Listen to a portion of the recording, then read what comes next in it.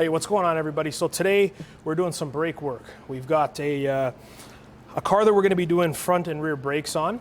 The customer was complaining about noise in the left rear of the vehicle. And as you can see by this rotor surface, probably going to be making some noise.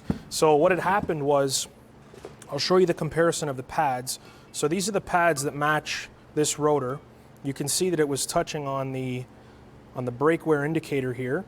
So it's been basically metal on metal, and these are the pads from the other side of the back of the car. So obviously you can see that there's a huge difference from one side to the other. Now the reason that this happened, the reason that this side wore out much more prematurely than these ones, is because the caliper on this side of the vehicle was seized. The caliper piston is something that sometimes gets overlooked, and in this case it's what caused the brakes to fail early. So we're going to be replacing the rear pads, brake rotors, as well as the rear calipers. Now, if we look at the front brakes, these look a little bit thicker, a little bit more meat left on these, but when you turn the pad on its side, you can see that it's not that far away from touching the brake wear indicator. So in a situation like this, you want to give the customer the option, and you can let them know that they do have a little bit of brake material left, and kind of give them an idea, as you can see here, kind of give them an idea of how much longer the brakes are going to last. In this particular case, maybe you get another 5,000 kilometers out of these pads, but he was more interested in having this vehicle put back on the road, didn't want to come back multiple times to have his brake work done, so he figured while it was in, he would just take care of all the brakes together.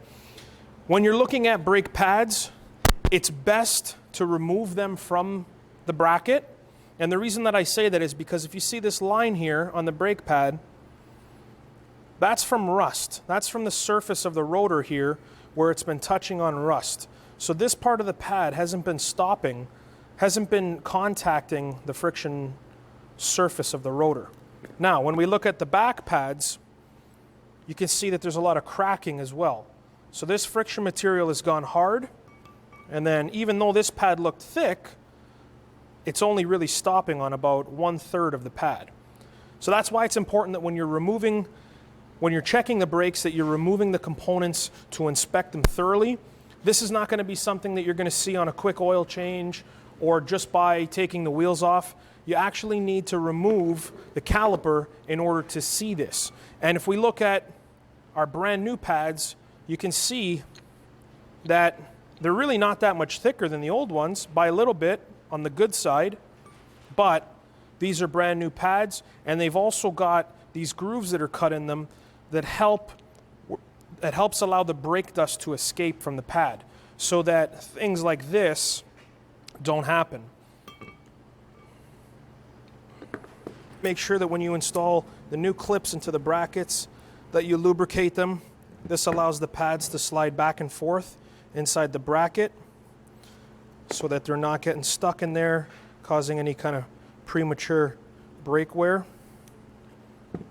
Just a thin light coating, you don't want to put too much on there. And then this is ready to install.